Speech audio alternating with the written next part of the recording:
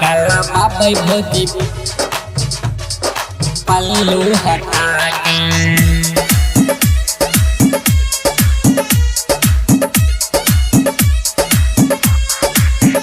डाला बाबा भोजी पल्लू हटा के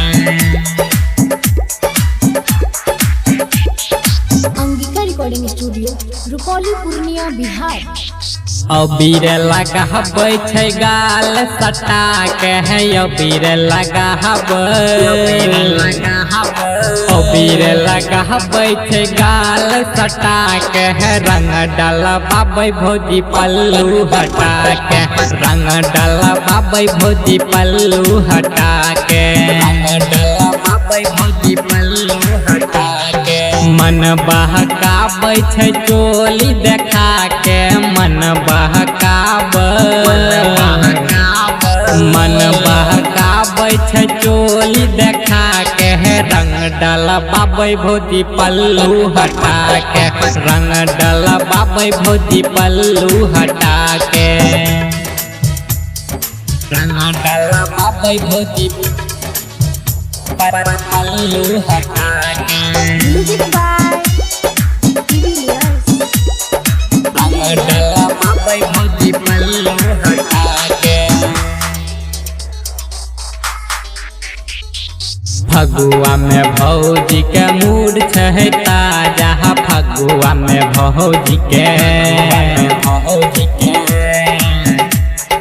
पल्लू हटा के फगुआ में भौजी के मूड छै ताजा धीरे धीरे डाल दही धरी के पांजा रे धरी के पांजा मारे छै महजा खूबे पास बुला के मारे छै महजा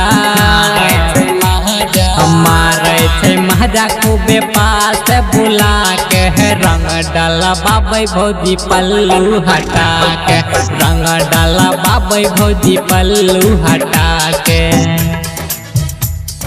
रंग डलबाबै भौजी पल्लू हटा के म्यूजिक बाय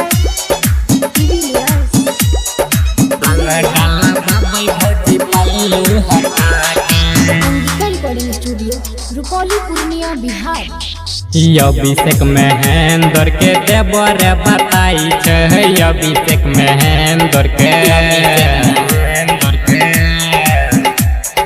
पल्लू हटा के अभिषेक महेंद्र के देवर बताई छै पुआ पकवान अपन हाथ खिलाई छै रे हाथ खिलाई छै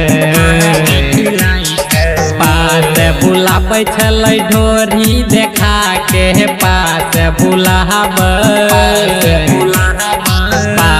बुलाबै छलै ढोरी देखा के रंग डलबाबै भौजी पल्लू हटा के रंग डलबाबै भौजी पल्लू हटा के अंगिका रिकॉर्डिंग स्टूडियो रुपौली पूर्णिया बिहार।